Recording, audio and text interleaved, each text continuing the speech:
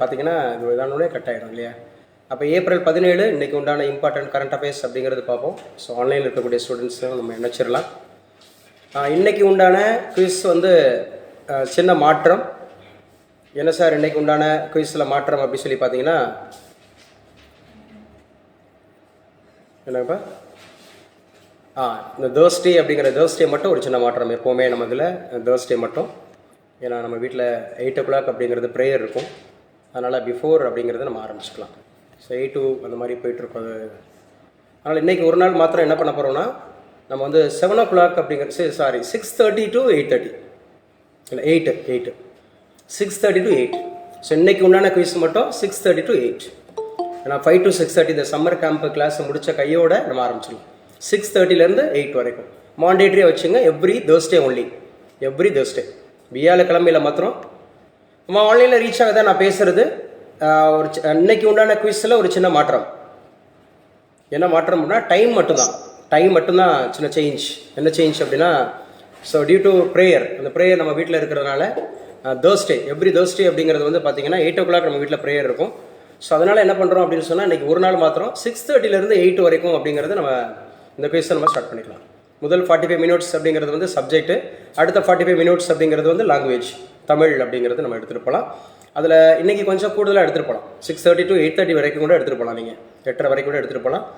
அப்படிங்கிற போது முதல் 15 நிமிஷம் அப்படிங்கிறது இந்த 15 நாளில் நடைபெற்ற கரண்ட் அஃபேர்ஸ். ஏப்ரல் 1 ஏப்ரல் 15 வரைக்கும் உண்டான கரண்ட் அஃபேர்ஸ் வந்து ஒரு குயிக் அந்த மாதிரி இருக்கக்கூடிய ரிவ்யூ, ஒரு மறுபடியும் ஒரு ரிவ்யூ எடுத்துக்கலாம். 1 15 வரைக்கும் உண்டான குயிஸில் இருக்கக்கூடிய ரிவ்யூ எடுத்துக்கலாம். அடுத்த 40 நிமிஷம் அப்படிங்கிறது 45 minutes அப்படிங்கிறது வந்து என்ன சார் அப்படின்னு சொன்னால், யூனிட் 5 and 6 டிஎன்பிஎஸ்சியில் நமக்கு வந்து சிலபஸில் இருக்கக்கூடிய யூனிட் 5 and 6 முக்கியமான பாடங்கள். ஏன்னா ரிசல்ட் கொடுக்க போகிறது இந்த பாடங்கள் தான். ஏன்னா இதுதான் வந்து பார்த்தீங்கன்னா கொஞ்சம் நியூ ஒன். மற்ற எல்லாமே நம்ம ஸ்கூலில் படிச்சிருப்பீங்க. History, geography, polity, economics, INM, science, இது எல்லாமே நம்ம ஓரளவுக்கு டச்சில் இருக்கும். பட் இது வந்து டச்சில் இல்லாத பாடங்கள். என்ன சார், தமிழகத்தினுடைய நிர்வாகம், இந்த அட்மினிஸ்ட்ரேஷன், அதே மாதிரி தமிழகத்தினுடைய அரசியல் கட்சிகளுடைய அந்த வரலாறு, பங்களிப்பு அப்படிங்கிற மாதிரியான விஷயங்கள். ஸோ இது எல்லாமே நமக்கு வந்து புதுசாக இருக்கிறதுனால இது மாத்திரம் நீங்கள் என்ன பண்ணிக்கணும் சார் அப்படின்னு அட்மிட் பண்ணிடுங்கப்பா, அட்மிட் பண்ணிடுங்க இந்த மாதிரி சொல்லிட்டு. இப்போ உங்களுக்கு போர்டு ரீச் ஆயிடுச்சான்னு சொல்லி செக் பண்ணுங்கள். ஆன்லைனில் இருக்கிறவங்களுக்கு போர்டு ரீச் ஆகுதா ஷேர் பண்ணுங்கப்பா. என்ன கட் ஆயிடுச்சு இல்லை? அதான் கட் ஆயிடுச்சு. இப்போ நீங்கள் ஷேர் பண்ணலாம், அது பண்ணுங்கள். Screen share. Okay, continue.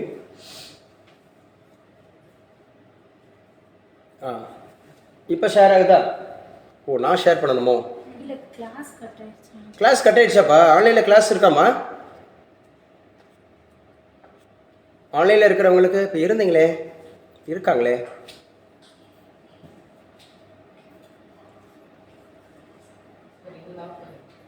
இதில் ஆஃப் ஆயிருக்கா? ஓ, இதில் பண்ணுறப்ப இதில் ஷேர் பண்ணக்கூடாது. சரி, அதனால தான் கட் ஆயிருக்கா? பார்க்கலாம்.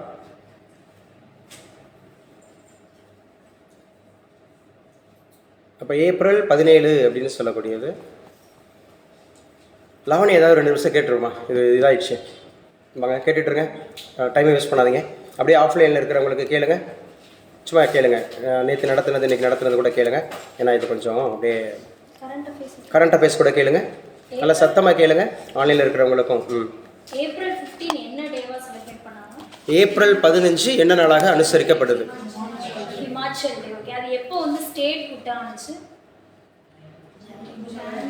கௌதம் இதை செக் பண்ணுப்பா, என்னாச்சுன்னு தெரியல. இந்த ரெட் ஆஃப் பண்ணி அப்படியே ஹேங் ஆயிடுச்சு. இங்கே வந்துடுங்க, இங்கே வந்துடுங்க. இங்கே நின்று கேளுங்க. இங்கே உள்ள வாங்க, இப்படி வாங்க, முகத்தை காட்டு, வச்சுப்பா காட்டு. இல்லை இல்லை, இப்படி இங்கே முன்னாடி வச்சுங்க, நடுவில் வச்சுக்கோங்க.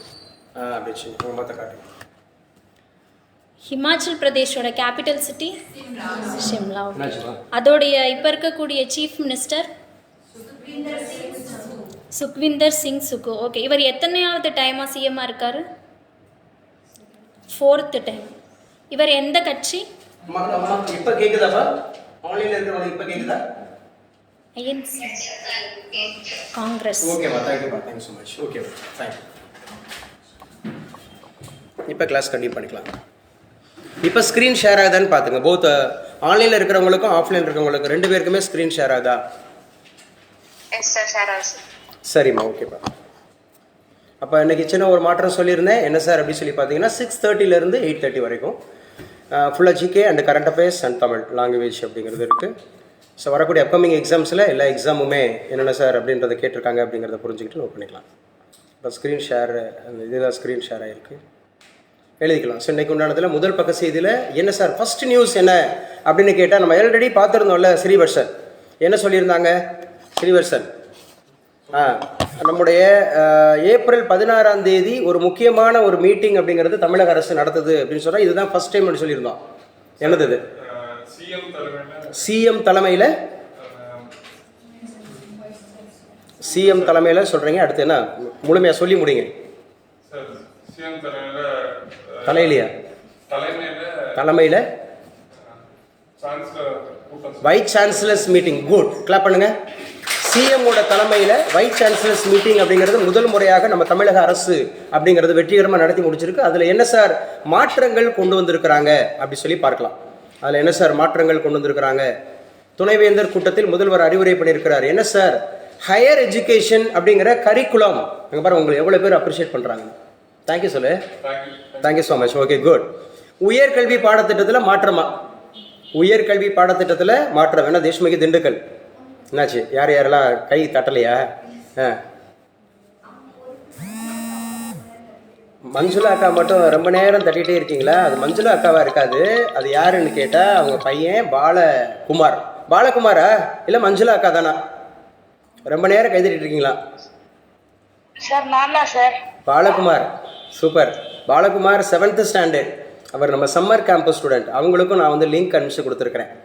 பாலகுமார் சொல்லுங்கள். ஆக்சுவலாக வந்து பார்த்தீங்கன்னா நம்ம இந்தியாவில் இருக்கக்கூடிய, அதுவும் தென்னிந்தியாவில் இருக்கக்கூடிய ஒரே ஒரு யூனியன் டெரிட்டோரி எது?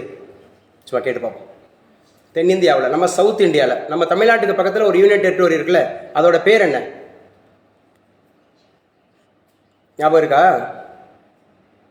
நேற்று கூட வீரப்ப அண்ணன் சொன்னாப்ல பக்கத்தில். வீரப்ப அண்ணன் சொன்னார்ல,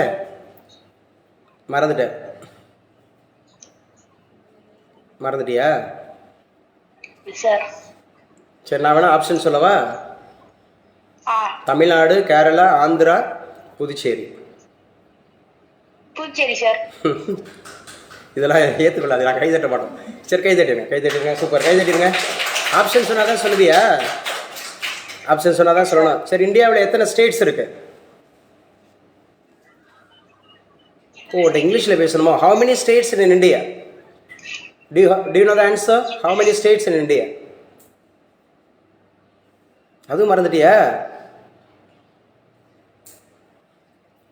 உன்னையிலேருந்து அன்றைக்கி ஆரம்பிக்கிறோம். நீ ரொம்ப நேரம் கை தட்டுறதுனால மாட்டிக்கிட்டேன்.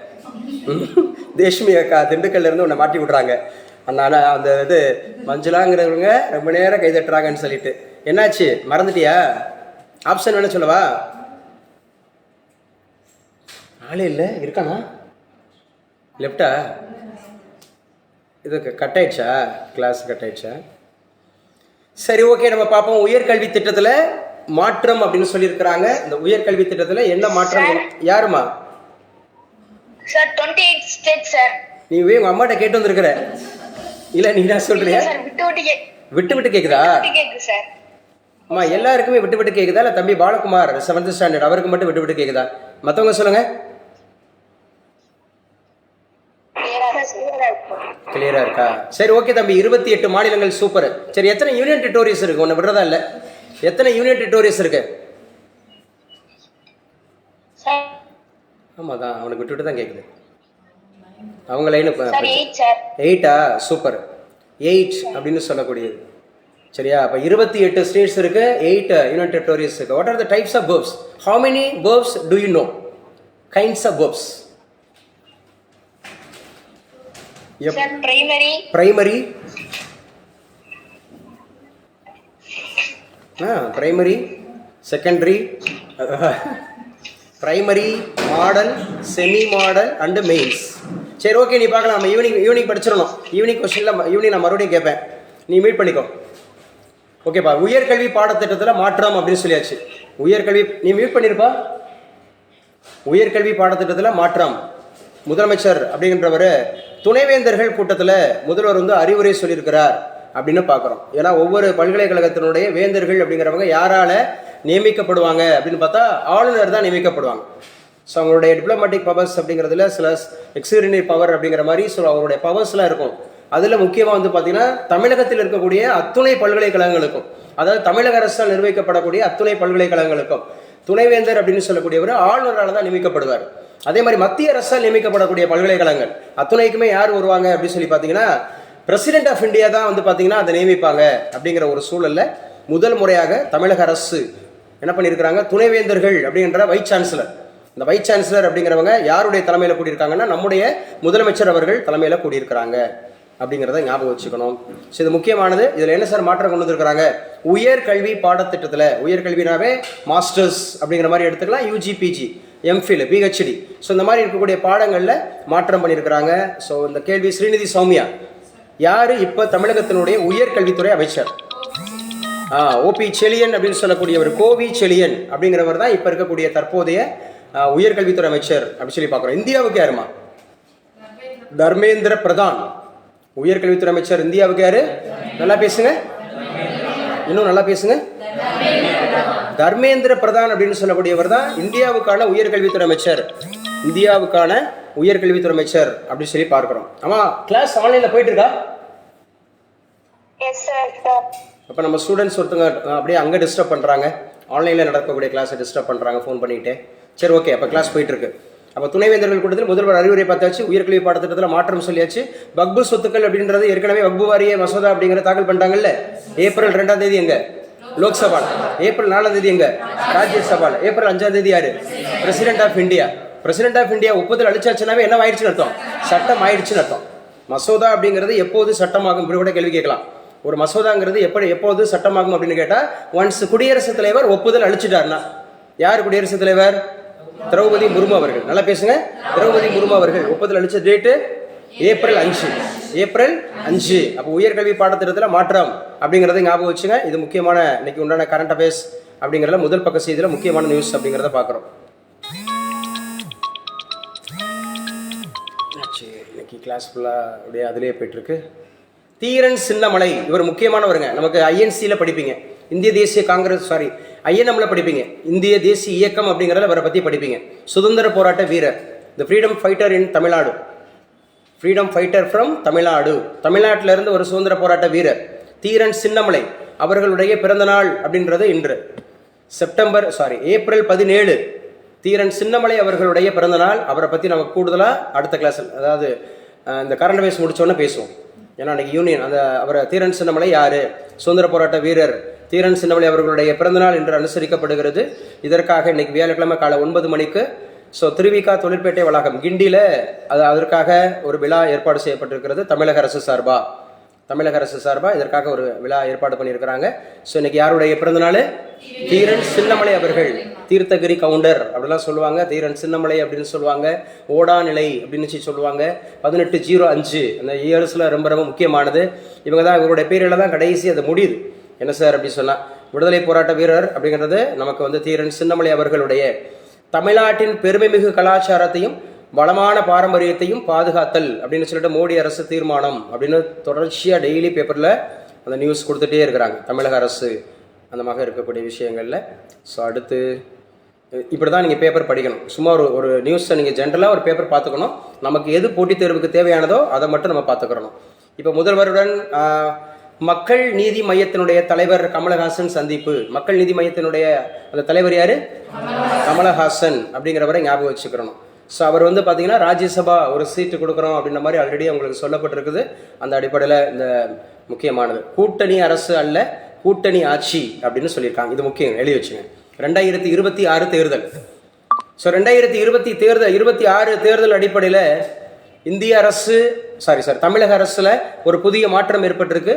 என்ன சார் 2026 சட்டமன்ற தேர்தல் அப்படிங்கிறதுல அஇஅதிமுக பாஜக அப்படிங்கிற ஒரு கூட்டணி ஏற்பட்டிருக்கு. அதுல குறிப்பாக அஇஅதிமுக என்ன சொல்லுதுன்னா, கூட்டணி அப்படிங்கிறது ஒன்லி எதுக்கு மட்டும்தான் அப்படின்னு சொன்னா, சரியா, ஆட்சிக்கு அப்படிங்கிறது கிடையாது. அதாவது பார்த்தீங்கன்னா நாங்கள் ஆட்சியை பங்கீடு பண்ண மாட்டோம். கூட்டணி அரசு அல்ல, கூட்டணி ஆட்சி. அரசுன்னா என்ன தெரியுமா? நான் மட்டும்தான் அரசு ஆட்சி ஆளுவேன், எல்லாரும் சேர்ந்து எனக்கு சப்போர்ட் பண்ணுங்க. உங்களுக்கெல்லாம் நான் வந்து ஆட்சியை நான் பங்கிட்டு தர மாட்டேன்னு சொல்லியிருக்காரு. சரியா? அரசியல் அப்படிங்கிறது வந்து கட்சிகளுக்கு அவர் சொல்லியிருக்காரு. யாருங்க இப்போ பாஜகவினுடைய புதிய தலைவர் தமிழ்நாட்டுக்கு? நயினார் நாகேந்திரன். நயினார் நாகேந்திரன் எத்தனையாவது தலைவர் தமிழகத்தினுடைய பிஜேபி லீடர்ல? 11ஆவதா? 13. நம்ம 10ன்னு சொல்லிட்டு அதில் பார்த்தோம். நான் 13 சொல்லிட்டு அதில் போட்டுருந்தாங்க. மறுபடியும் 13 தான். 13ஆவது தலைவர் அப்படிங்கிறத ஞாபகம் வச்சுக்கணும். அப்போ முதல் தலைவர் யாருன்னு பார்த்தோம்? நாராயண ராவ். பிஜேபியினுடைய முதல் தலைவர் யாரு? நாராயண ராவ் அப்படிங்கிறத ஞாபகம் வச்சுக்கணும். நாராயண ராவ் அப்படிங்கிறத ஞாபகம் வச்சுக்கணும். இங்கே பாருங்களேன், இந்த இதெல்லாம் எவ்வளோ பயங்கரமாக நடந்துகிட்டு இருக்கு. ஒரு பேப்பரு, இது நியூஸ் தான், பட் நம்ம ஜென்ரல் ஸ்டடீஸில் கேட்பாங்களா அப்படிங்கிறது இல்லை. ஆனால் கேட்டாலும் போக்சோ வழக்குலாம் கேட்பாங்க. போக்சோ வழக்கு. இப்போ போக்சோ வழக்கு அப்படிங்கிறது வருடம் என்ன? 2012. போக்சோ வழக்கு யாருக்கானது எலிசபெத்? யாருக்கானது? சில்ட்ரன்ஸ், குழந்தைங்க அப்படின்னு சொல்லக்கூடியதுல செக்ஸுவல் ஹராஸ்மெண்ட் பண்ணக்கூடிய அந்த காரியங்களுக்காக அவங்கள தண்டிக்கக்கூடிய குற்றம். சிறுமியை கடத்தி. அப்போ சிறுமினாவே போக்சோ ஆக்ட். அப்போ இது நமக்கு தேவைதான். 2012 படி போக்சோ ஆக்ட். சிறுமியை கடத்தி பாலியல் தொந்தரவு. 2 இளைஞர்களுக்கு தலா 10 ஆண்டுகள் சிறை. 2 இளைஞர்களுக்கு தலா 10 ஆண்டுகள் சிறை. நால்வருக்கு தலா 3 ஆண்டுகள் தண்டனை அப்படின்னு சொல்றாங்க. உங்களுடைய வயதெல்லாம் பாருங்களேன். இதில் இருக்கக்கூடிய உங்களுடைய வயதெல்லாம் பாருங்க. 24, 24, 24, 29, 24, 31. ஸோ இங்கே வந்து பார்த்தீங்கன்னா முழுக்க ஸோ இவங்க தான் அந்த மாதிரி இருக்கக்கூடிய விஷயங்கள்ல நம்ம பார்க்குறோம். ஸோ என்ன சொல்லியிருக்காங்க அப்படிங்கிறத பார்த்துக்குங்க. ஸோ மேக்சிமம் அப்படிங்கிறது. அடுத்து வணிகப்போர் வளையத்தில் இந்தியா. வணிகப்போர் வளையத்தில் இந்தியா அப்படின்னு சொல்லியிருக்காங்க. வணிகப்போர் வளையத்தில் இந்தியா. எந்த வணிகப்போர்? இது மெயின்ஸ் டாபிக் அப்படின்னு போட்டுங்க. வணிகப்போர், பிஸ்னஸ் வார் ஆர் கமர்ஷியல் வார். இப்போ வணிகப்போர் அப்படிங்கிற ஒரு விஷயம் நடந்துட்டு இருக்கு. அமெரிக்கா வந்து பார்த்தீங்கன்னா நம்முடைய 47வது அதிபராக தேர்ந்தெடுக்கப்பட்டிருக்கக்கூடிய டொனால்டு ட்ரம்ப், ரிபப்ளிக் பார்ட்டி, குடியரசு கட்சி, அவர் அந்த தேர்தலில் வெற்றி பெற்று அதிபரானதிலிருந்து உலக நாடுகள் மிக முக்கியமான காரியங்களை சந்திச்சுட்டு இருக்கு. அதில் ஒன்று தான் அந்த வணிக அந்தமாக இருக்கக்கூடிய போர். அமெரிக்க அதிபர் தேர்தலில் வெற்றி பெற்றது முதல் டொனால்டு ட்ரம்ப் உலகமே தனது ஆளுகைக்கு கீழ் வந்துவிட்டது போல செயல்பட தொடங்கி விட்டார். உலகமே தன்னுடைய ஆளுகைக்கு கீழ் வந்து விட்டது போல போயிடுச்சா? ஆன்லைனில் கிளாஸ் கட் ஆயிடுச்சோ? அப்போ எத்தனையாவது அதிபர் அப்படின்னு சொல்லி நான் சொன்னேன்? 47வது அதிபர். அப்போ என்ன இருக்காங்க? ஆன்லைனில் யாரும் பேசுறீங்களா? யாரோ பேசுன மாதிரி இருந்துச்சு. ஆன்லைனில் கிளாஸ் இருக்க? சார் கிளாஸ்ல இருக்கோம் சார். நல்லா பேசுங்கம்மா. நான் கட் ஆயிடுச்சாக்குன்னு சொல்லிட்டு நான் உள்ளே போகிறேன்.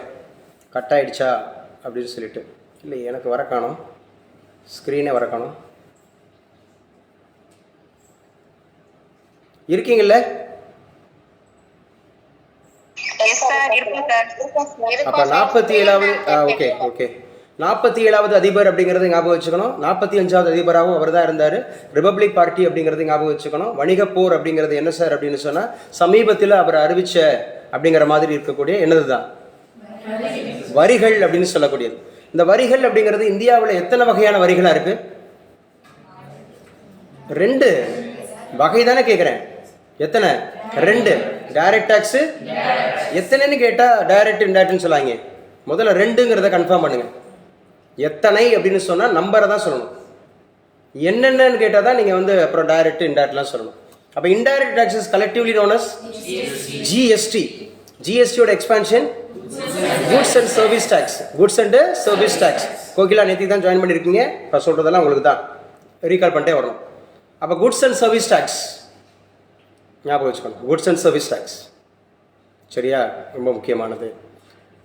ஸோ அப்போ உயர்கல்வி பாடத்திட்டத்தில் மாற்றம் சொல்லியாச்சு. தீரன் சின்னமலை அவர்களுடைய பிறந்தநாள் அப்படிங்கிறது சொல்லியாச்சு. இன்றைக்கி உண்டான முக்கியமான விஷயங்கள். ஸோ கமர்ஷியல் வார் அப்படிங்கிறது நடந்துகிட்ருக்கு அப்படின்ற மாதிரி நம்ம பார்த்தோம். கமர்ஷியல் வார், கூட்டணி அரசு அல்ல கூட்டணி ஆட்சி அப்படின்ற மாதிரி சொன்னாங்க. ஸோ போக்சோ ஆக்ட் பற்றி நம்ம பேசிட்டோம். வணிக போர் வளையத்தில் இந்தியா அப்படிங்கிறது சொல்லியிருக்காங்க. இது ஒரு கட்டுரை எழுதப்பட்டிருக்கு. இது மெயின்ஸுக்கு முக்கியமானது. அதே மாதிரி எதிர்பார்ப்பில் விவசாயிகள் சொல்லியிருக்காங்க. என்ன சார் அப்படின்னு சொன்னால் எழுதுங்க, இது முக்கியமானது.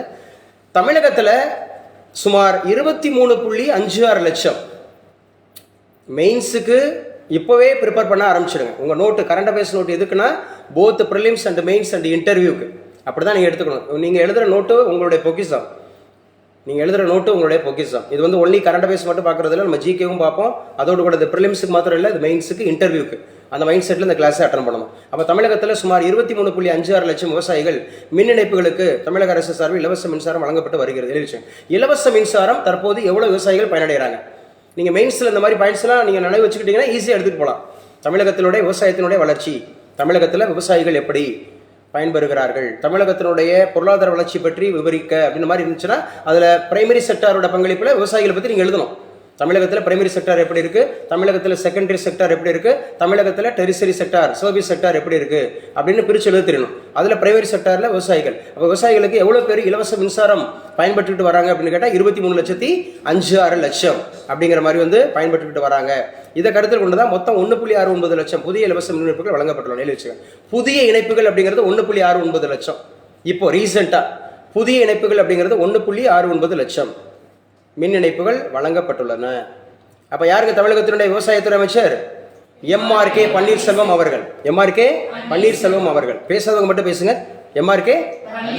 அப்போ இவ்வளோ பேர் பேசாமல் இருந்தீங்களா? இல்லை நான் பேசுகிறத கவனிக்காமல் இருக்கீங்களா? பேசாதவங்கன்னு சொல்லும்போது எல்லாரும் மறுபடியும் பேசுறீங்கன்னு நினைக்கிறேன். இப்போ கவனிங்க, பேசாதவங்க மட்டும் பேசுங்கன்னு சொன்னேன். அப்போ தமிழகத்தினுடைய இப்போ பேசுங்க எல்லாரும். தமிழகத்தினுடைய யார் வந்து இந்த அக்ரிகல்ச்சர் மினிஸ்டர் எம்.ஆர்.கே. பன்னீர்செல்வம். அப்போ இந்தியாவினுடையது சிவராஜ் சிங் சௌஹான் எந்த மாநிலத்தினுடைய முன்னாள் முதலமைச்சர்? மத்திய பிரதேஷ். மத்திய பிரதேசத்தினுடைய கேபிட்டல் சிட்டி அது போபால். போபால் விஸ்வவாயு கசிவு எப்ப? 1984. அதுக்கு காரணமாக இருந்த அந்த கெமிக்கலோட பேர் என்ன? Methyl isocyanate. Methyl isocyanate. அதுக்கு காரணமாக இருந்த நிறுவனத்தின் பேர் என்ன? Union carbide. Union carbide. அந்த நிறுவனத்தினுடைய தலைவர் யாரு? ஆண்டர்சன். யாருங்க? ஆண்டர்சன். ஆண்டர்சன் என்ன மாதிரியான ஒரு கெமிக்கல் கண்டுபிடிச்சார்? பாசிட்ரான். பாசிட்டிவ் எலக்ட்ரான் கண்டுபிடிச்சது யாரு? ஆண்டர்சன். எலக்ட்ரானை கண்டுபிடிச்சது யாரு? J Thomson. புரோட்டானை கண்டுபிடிச்சது யாரு? கோல்ட்ஸ்டீன். நியூட்ரானை கண்டுபிடிச்சது யாரு? சாட்விக். பாசிட்ரான் அப்படின்னு சொன்னாவே பாசிட்டிவ் எலக்ட்ரான். எலக்ட்ரான்னாவே என்ன சார்ஜ்? Negative charge. ஆனால் அதை பாசிட்டிவ்ன்ற மாதிரி சொல்லி இது பண்ணாரு. பாசிட்ரான் அப்படி ஒரு புதிய எலமெண்ட்டை கண்டுபிடிச்சாரு. எண்ணன்றி கொன்றாருக்கும் இந்த மாதிரி ஒரு கட்டுரை எழுதியிருக்கிறாங்க. எண்ணன்றி கொன்றாருக்கும், சரியா? உய்வுண்டா செய்நன்றி கொன்ற மகருக்கு. சரி. ஸோ இது வள்ளுவம் சொல்கிறதெல்லாம் நல்லா பார்த்துங்க என்ன சொல்லியிருக்காங்க. இன்றைக்கி கூட ஒரு திருக்குறள் பாருங்கள். திருக்குறள் வந்து ஜென்ரல் ஸ்டடீஸ்லேயும் இருக்குது, அதாவது ஜிகேலையும் இருக்குது, தமிழ்லையும் இருக்குது திருக்குறள்ன்றது. ஏன்னா உங்களுக்கு 6வது யூனிட்டு மேக்சிமம் தமிழில் திருக்குறள் பாட்டில் தான் நிறைய கேள்விகள் கேட்குறாங்க. பாருங்க, எல்லாத எண்ணி செயல் வேண்டும் தம்மோடு கொள்ளாத உலகு. எல்லாத எண்ணி செயல் வேண்டும் தம்மோடு கொள்ளாத உலகு. தம் நிலைமையோடு பொருந்தாதவற்றை உலகம் ஏற்றுக்கொள்ளாது. தம் நிலைமையோடு பொருந்தாதவற்றை உலகம் ஏற்றுக்கொள்ளாது. ஆகையால் உலகம் இகழ்ந்து தள்ளாத செயல்களை ஆராய்ந்து செய்ய வேண்டும். அதாவது உலகம் எதெல்லாம் செஞ்சால் நம்மளை ஒரு தப்புன்னு சொல்லுதோ அந்த மாதிரி காரியங்களை ஆராய்ந்து பாரு. தப்புனா செய்யாத. இகழ்ந்துரும், உலகம் இகழ்ந்துரும். தெரிந்து செயல் வகை. நல்ல தலைப்பு, சூப்பரான தலைப்பு. தெரிந்து செயல் வகை. எதையுமே ஆராய்ந்து தெரிந்து அதன்படி செய்யணும். சும்மா கண்ணை மூடிட்டு செஞ்சிடக்கூடாது. வள்ளுவர் பாருங்க, கிட்டத்தட்ட கிமு 31 32 31. அப்போ கிமு 31 கிறிஸ்து பிறப்புறதுக்கு முன்னால் 31 ஆண்டுகளுக்கு முன்பாகவே 2 வரியில உலகத்தில் இருக்கக்கூடிய அத்துணை விஷயங்களையும் பேசிட்டார். உலக பொதுமறையாக பேசிட்டார். அவரை டச் பண்ணாத ஏரியாவே கிடையாது. குடும்பமா உண்டு, அரசியலா உண்டு, பொருளாதாரமா உண்டு, விவசாயமா உண்டு, தொழிலா உண்டு, கணவன் மனைவிக்குள்ளே இருக்கக்கூடிய அன்பா உண்டு, சரியா, காமமா உண்டு, கடத்தலா உண்டு. ஸோ என்ன மாதிரியான அன்பா உண்டு, வெறுப்பா உண்டு, பொறாமையா உண்டு, பொறுமையா உண்டு. நீங்கள் எந்த ஒரு பார்ட்டை நீங்கள் டச் பண்ணாலும், எந்த ஒரு வேதத்தில் இருந்து நீங்கள் டச் பண்ணாலும், அது பைபிளாக இருக்கலாம், ஆறு வந்து குரானாக இருக்கலாம், ஆறு வந்து கீதாவாக இருக்கலாம், அல்லது ஆதி கிரந்தமாக இருக்கலாம், ஆறு திக் விஜயங்கள் அதமாக இருக்கக்கூடிய எதுவாக இருந்தாலும் எல்லாமே ஸோ இங்கே வந்து அடங்கிடுது. திருக்குறள் அடங்கிடுது. 2 வரி 2 வரி கூட கிடையாது. எத்தனை வரி? ஸ்ரீநிதி சுவாமி எத்தனை வரி? 1.25 தான். மேலே 4 சீரு, கீழே 3 சீர் தான். மொத்தம் 7 சீர் இருக்கும். அது 1.25 அடியில் 1.25 அடியில் அழுத்தம் திருத்தமாக சொல்லிட்டார். விக்டோரியா மகாராணி கண் விழித்ததும் படிப்பது எது? திருக்குறள் தான். உலகிலேயே பைபிளுக்கு அப்புறம் அதிகமாக மொழிபெயர்க்கப்பட்ட நூல் இது திருக்குறள் தான். பைபிளுக்கு அப்புறம் அதிகமாக மொழிபெயர்க்கப்பட்ட நூல் திருக்குறள் தான் அப்படிங்கிறத ஞாபகம் வச்சுங்க. அப்போ திருக்குறள் எவ்வளோ முக்கியமானது அப்படிங்கிறத பாருங்கள். அட்லீஸ்ட் டெய்லி ஒரு குறளாவது படிங்க. குறளை படிக்கிறத விட கற்க கசடர கற்பவை கற்றபின் நிற்க அதற்கு தக. அந்த குறள் என்ன சொல்லுதோ அதன்படி நடக்கணும். அந்த குறள் என்ன சொல்லுதோ அதன்படி நடக்கணும். சரியா? அன்பீனும் ஆர்வம் உடைமை அது ஈனும் நண்பெண்ணும் நாடா சிறப்பு. என்ன அர்த்தம்? அன்பு என்பது பிறர் மீது விருப்பத்தை தோற்றுவிக்கும். அந்த விருப்பமானது நட்பு என்னும் நாடா சிறப்பை தருமா. அன்புங்கிறது ஒரு விருப்பம், அது நட்பாக இருக்கணும் அப்படின்னு சொல்றாரு. அன்பிற்கும் உண்டோ அடைக்குந்தால் ஆர்வலர் புன்கணீர் பூசல் தரும். என்னது இது? அன்பை யாராலும் அடக்கி வச்சுக்க முடியாது. நமக்கு பிரியமானவர், நமக்கு அன்புக்குரியவர் கண்ணீர் சிந்தும் போது நம்ம கண்ணுல ஆட்டோமேட்டிக்கா என்ன வந்துடும்? கண்ணீர் வந்துடும். அதுதான் அன்பிற்கும் உண்டோ அடைக்குந்தால் ஆர்வலர் புன்கணீர் பூசல் தரும் அப்படி சொல்றாரு. ரொம்ப ரொம்ப முக்கியமானது. வெள்ளத்தனையது உயர் நீட்டம் மாந்திரதம் உள்ளத்தனையது உயர்வு. எவ்வளவு அழகா சொல்லியிருக்காரு பாருங்க. மோட்டிவேஷன். வெள்ளத்தனையது மலர் நீட்டம். ஸோ வெள்ளமானது அப்படியே உயர உயர உயர, அந்த நீரானது உயர உயர உயர அந்த செடியானது தன்னை உயர்த்திக்கிட்டே வருது. அழகா சொல்லியிருக்கிறார். அகழ்வாரை தாங்கும் நிலம்போல தம்மை இகழ்வார் பொறுத்தல் தலை. பொறுமையை குறித்து பேசியிருக்கிறார். அகழ்வாரை தாங்கும் நிலம் போல. எவ்வளவுதான் நீ தோண்டிக்கிட்டே இருந்தாலும், இப்போ ஒரு அப்பார்ட்மெண்ட் கட்டுறாங்க அப்படின்னு சொன்னா அது எவ்வளோ அடிக்கு கீழே குழி தோண்டி பண்ணுவாங்கன்னு பாருங்க. அப்போ அவ்வளோ தோன்றாங்க. ஒரு குவாரி எடுக்கிறதுக்கு அவ்வளோ தோன்றாங்க. ஒரு மைன்ஸு அந்த மாதிரி இருக்கக்கூடிய ஒரு தங்கம், 1 கிலோ தங்கத்தை எடுக்கிறதுக்கு அவங்க அவ்வளோ ஓட்ட போடுறாங்க. அவ்வளோ அந்த மாதிரி இருக்கக்கூடியது தோன்றாங்க. ஸோ அந்த பூமி தாய் தாங்கிக்கிட்டு இருக்குது. அதுபோல நீங்களும் என்ன பண்ணுங்க? பொறுமையோடு இருங்க. அகழ்வாரை தாங்கும் நிலம் போல தம்மை இகழ்வார் பொறுத்தல் தலை அப்படிங்கிறது. நன்றி மறப்பது நன்றென்று நன்றல்லது அன்றே மறப்பது நன்று. எவ்வளவு அழகா சொல்லி வச்சிருக்காரு பாருங்க. அதாவது நமக்கு பிறர் செய்ததை எக்காலத்துக்கும் மறக்கக்கூடாது. நாம பிறருக்கு செஞ்சதை உடனே மறந்துடும். நான் செஞ்சேன்னு சொல்லி காட்டிகிட்டே இருக்கக்கூடாது. ஆனா பிறர் செஞ்சதை நம்ம மறந்துடவே கூடாது. அதான் சொல்றது. காலத்தினார் செய்த உதவி சிறிதனும் ஞானத்தின் மானப்பெருது. ஞானம்னா உலகத்தை விட பெருசு. காலத்தினார் செய்த உதவி சிறிதனும், சின்னதுதான். அக்கா நீங்க இந்த பக்கம் உட்காந்துங்கக்கா, நான் கிட்ட உட்காந்துக்கிறேன். ஒரு பஸ்ஸில் ஏறிட்டு போகும்போது, பஸ்ஸில் போகும்போது ஒரு பெரியவங்க, யாராவது கன்சீவ் ஆனவங்க, பெரியவங்க, ஏதோ ஒரு டிசபிலிட்டியில் இருக்கிறவங்க அல்லது பாவம் டயர்டாக இருக்கிறவங்க வந்தாங்கன்னா, அப்பாடா நான் எவ்வளோ கஷ்டப்பட்டு இந்த இடத்த பிடிச்சி உட்காந்துருக்கிறேன், இந்த பக்கம் அந்த பக்கம் திரும்பிட மாட்டேன்னு இருக்கக்கூடாது. ஓப்பனாக சொல்கிறேன். இன்றைக்கெலாம் நான் ரொம்ப ரொம்ப வருத்தப்பட்டேன். நான் கரெக்டாக அழகப்பா யூனிவர்சிட்டி அந்த ரோட்டில் வரும்போது நான் கொஞ்சம் ஸ்பீடாக வந்துட்டேன். நான் கிளாஸுக்கு போகணுமே வைக்கணுமேன்னு சொல்லிட்டு கொஞ்சம் ஸ்பீடாக வந்துட்டேன். ஒருத்தர் கை காட்டினாரு. நான் அவரை கொஞ்சம் கேர் பண்ணாமல் வந்துட்டேன். சரி இவ்வளோ தூரம் வந்துட்டோம், ஏன்னா ரோடு வந்து இன்னும் 1 கிலோமீட்டருக்கு அப்புறம் தான் நீ எடுக்கணும், ஏன்னா அந்த இது இருக்குது. ஸோ நீ மறுபடியும் திருப்பிட்டு வரமா அப்படின்னு யோசிச்சுட்டு, ஆனால் அது வந்து எனக்கு வீடு வர வரைக்கும் அது ரீகாலிட்டே இருந்துச்சு. ஆக ஒருத்தர் விட்டுட்டு வந்துட்டேன், ஒருத்தர் சாரின்னு கேட்டே வந்தேன். சின்ன விஷயம்தான்.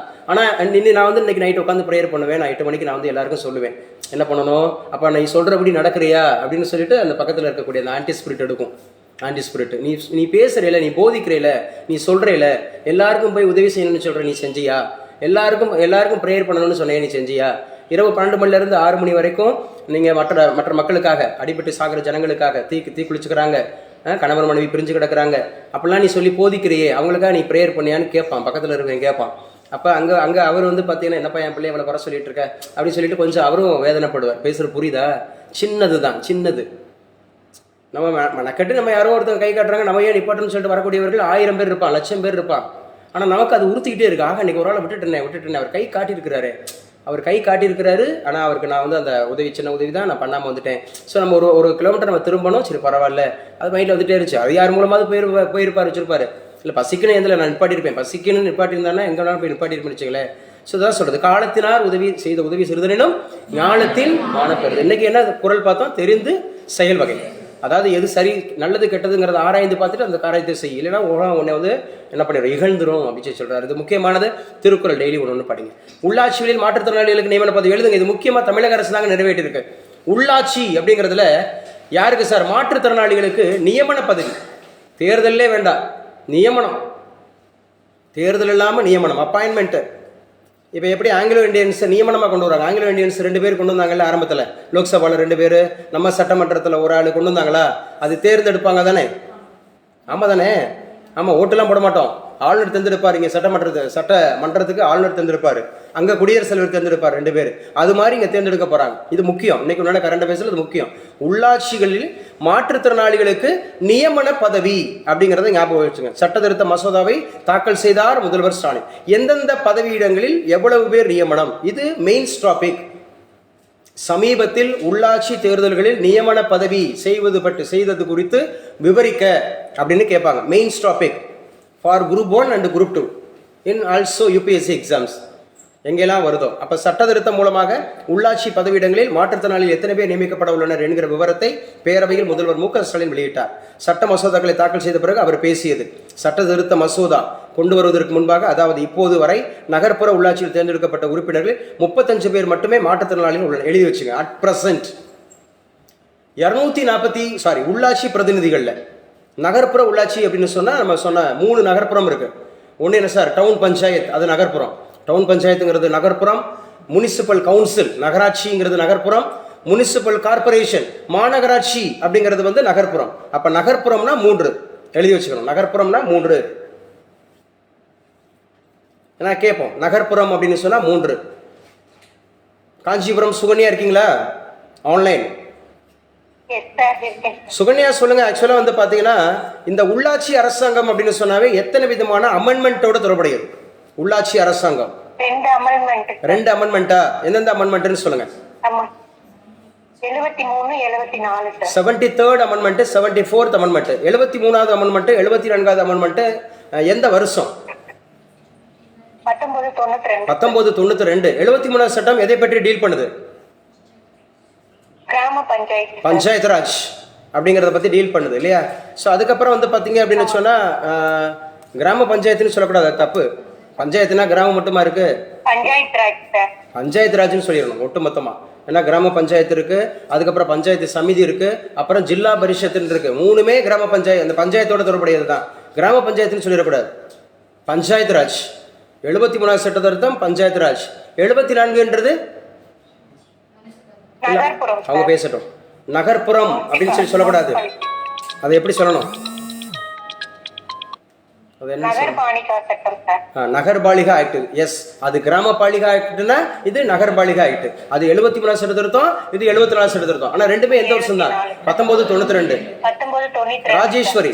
அந்த 1992ல இந்தியாவினுடைய பிரதம அமைச்சராக இருந்தவர் யார்? 1992ல முதல்ல எஸ் சார் நோ. இது ஈஸியான கொஸ்டின் தான். இது ஒன்றும் பெரிய கஷ்டமான கொஸ்டின்லாம் கிடையாது. கௌதம் ஃப்ரம் மதுரை. நரசிம்மராவ் தென்னிந்தியாவிலிருந்து தேர்ந்தெடுக்கப்பட்ட முதல் இந்திய பிரதமர். இவரோட அடையாளம் ஃப்ரம் சவுத் இந்தியா. தென்னிந்தியாவிலிருந்து தேர்ந்தெடுக்கப்பட்ட முதல் இந்திய பிரதமராக இருந்த நரசிம்மராவ். ஏன்னா மே 21ஆம் தேதி 1991 ராஜீவ் காந்தி வந்து அவர் வந்து சாவடிக்கப்படுறார். நம்ம தமிழர்களா தமிழ்நாட்டில். ஸோ படுகொலை. சரியா? மே 21 அப்படிங்கிறது வந்து ஸ்ரீபெரும்புதூர் அப்படிங்கிறதுல வந்து பார்த்தீங்கன்னா படுகொலை செய்யப்படுகிறார், அசாசினேஷன். ஸோ அதுக்கு அடுத்தாப்புல நரசிம்மராவ் அப்படிங்கிறவர் பிரதமராக வர்றாரு. என்ன ராஜேஸ்வரி ஏன் மறந்து போச்சு? இது நம்ம டிஸ்கஸ் பண்ணவே இல்லையா? டக்குனு ஞாபகம் வரல, எடுக்க முடியல. 1991 மே 21 ராஜீவ் காந்தி படுகொலை. 1991 அப்படிங்கிறது 1992. இதுக்கிடையில தான் விபி சிங் இருப்பார் இல்லையா? விபி சிங் அப்படிங்கிறவரை ஞாபகம் வச்சுக்கணும். 1992 அப்படிங்கிறது தான் முக்கியமாக நரசிம்மராவ் தென்னிந்தியாவிலிருந்து தேர்ந்தெடுக்கப்பட்ட முதல் இந்திய பிரதமர். அது வரைக்கும் 1991 வரைக்கும் தென்னிந்தியாவிலிருந்து பிரதமர்கள் யாருமே இல்லை. சரியா? ஃபுல்லாகவே பிரதமர்கள் அங்கே தான் இருந்துட்டாங்க. 52லேருந்து 91 வரைக்கும் பிரதமர்கள் யாருமே தென்னிந்தியாவிலிருந்து கிடையாது. அப்போ நல்லா ஸ்ட்ராங்காக புரிஞ்சு வச்சுக்கணும். அப்போ எவ்வளோ பேர் சார் இப்போ எவ்வளோ பேர் சார் மாற்றுத்திறனாளிகள் இருக்கிறாங்க அப்படின்னா 35 பேர் மட்டும்தான் இருக்கிறாங்க. டோட்டலாக 35 பேர் தான் மாற்றுத்திறனாளிகள் இருக்கிறாங்க. அப்போ சட்டம் நிறைவேற்ற பிறகு சுமார் 650 மாற்றுத்திறனாளிகள் நகர்ப்புற உள்ளாட்சியில் எழுதி வச்சுங்க. இந்த சட்டம் மட்டும் நிறைவேற்றிட்டாங்கன்னா 650 மாற்றுத்திறனாளிகள் அப்படிங்கிறவங்க நகர்ப்புறத்துக்கு வந்துடுவாங்க. அதாவது நம்ம சொன்ன அந்த நகர்ப்புறம் டவுன் பஞ்சாயத்துன்றதுல ப்ளஸ் வந்து முனிசிபல் கவுன்சிலுங்கிறதுல முனிசிபல் கார்பரேஷனுங்கிறதுல இந்த 3லையும் சேர்த்து மொத்தமாக 650 பேர் வந்துடுவாங்க. மாற்றுத்திறனாளிகள் மட்டும் 650 பேர். அப்போ வாய்ப்பு, சூப்பரான வாய்ப்பு அவங்களுக்கு. இது நகர்ப்புற உள்ளாட்சியில். அடுத்து என்ன சார் அப்படின்னு சொன்னால் 12913 மெயின்ஸ் டாபிக்னு சொல்லிட்டாரு. மெயின்ஸ் டாபிக் 12913 பேர் கிராம ஊராட்சிகளில் அந்த மாதிரி இருப்பாங்க.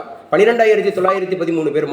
இப்போ 12,913 கிராம ஊராட்சிகள் அப்படின்னா பார்த்துங்க. நம்ம பஞ்சாயத்து ராஜ் தேர்தல் அப்படிங்கிறதுல குறிப்பாக வந்து பார்த்தீங்கன்னா பிரசிடென்ட் ஒருத்தர் தேர்ந்தெடுக்கிறோம்ல, ஊராட்சி ஒன்றிய தலைவர்னு தேர்ந்தெடுக்கிறோம்ல, ஊராட்சி மன்ற தலைவர். அந்த மாதிரி ஊராட்சி மன்ற தலைவர்களாக இருக்கக்கூடிய அந்த உறுப்பினராக இருக்கக்கூடிய அதில் மட்டும் 12,913 பேர் வந்துருவாங்க இதில். அதே மாதிரி 388 பேர் ஊராட்சி ஒன்றியங்களில், பஞ்சாயத்து யூனியனில், ஊராட்சி ஒன்றியம் 388 பேர் ஊராட்சி ஒன்றியங்களில், 37 பேர் மாவட்ட ஊராட்சிகள், 37 பேர் மாவட்ட ஊராட்சிகள் நியமனம் செய்யப்படுவார்னு சொல்லிட்டாங்க, தெளிவாக சொல்லிட்டாங்க. இது முக்கியங்க, மெயின்ஸுக்கு நீங்கள் தனியாக எடுத்துக்கங்க. ஸோ அவர்களது குரல் அந்த உள்ளாட்சி அமைப்புகளில் எதிரொலிக்கும். இது இந்த சட்டத்தால் விளைய போகும் மிகப்பெரிய நன்மை என்றார் முதல்வர் அப்படின்னு சொல்லக்கூடியது. ஸோ முதல்வருக்கு வாழ்த்துக்கள் சொல்லிடுவோம். நம்ம ஊரில் இந்த சட்டங்கள் ரொம்ப ரொம்ப முக்கியமானது. 2 சட்டத்தில் ஒரு கொஸ்டின் கண்டிப்பாக வந்துடும். இந்த 2 சட்டம் ஆன்லைனில் கிளாஸ் போயிட்டு இருக்கீங்களா? எழுதி வச்சுங்க. தமிழ்நாடு ஊராட்சிகள் சட்டம், தமிழ்நாடு அந்த மாதிரி இருக்கக்கூடிய ஊராட்சி அப்படின்னு சொல்லக்கூடியது பஞ்சாயத்து ஆக்ட், தமிழ்நாடு பஞ்சாயத்து ஆக்ட் இந்த யூனியன். ஸோ 1994 அப்படிங்கிறத ஞாபகம் வச்சுங்க. தமிழ்நாடு ஊராட்சிகள் சட்டம் 1994, அதாவது கிராமப்புற ஊராட்சிகள் சட்டம் அப்படிங்கிறது 1994. நகர்ப்புறம் ஊராட்சிகள் சட்டம்னா 1998, 4 வருஷம் கழிச்சு. அப்போ 1994, 1998 இந்த 2 வருஷமும் ஞாபகம் வச்சுக்கிறோம். 1994, 1998. நமக்கு வந்து ஒரே ஒரு முறை தான் நோபல் பிரைஸ் கிடைச்சது எக்கனாமிக்ஸில். எந்த வருஷம் தான்? 1998. ஞாபகம் வச்சுக்கணும். ஒரே ஒரு முறை தான் பொருளாதாரத்துக்காக, எக்கனாமிக்ஸுக்காக நமக்கு நோபல் பிரைஸ் கிடைச்சிருக்கு. அது 1998. யாரு? அமர்த்தியா சென். யாருங்க? அமர்த்தியா சென். ஒரே ஒரு முறை தான் வாங்கி கொடுத்துருக்கிறாரு, ஒரு முறை தான் கிடைச்சிருக்குது அப்படிங்கிறத ஞாபகம் வச்சோம். மாற்றுத்திறனாளிகளுக்கு 3 மாதங்களில் 131 கோடியில் உதவி உபகரணங்கள் முதல்வர் அறிவிப்பு. முன்னாடிலாம் வந்து பார்த்தீங்கன்னா உங்களுக்கு பேரே வந்து பார்த்தீங்கன்னா டிஃப்ரெண்ட்டாக இருந்தது. ஸோ அமைச்சர் கீதா ஜீவன் என்ன துறைக்கான அமைச்சராக இருக்கிறாங்க? நல்லா பேசுங்க.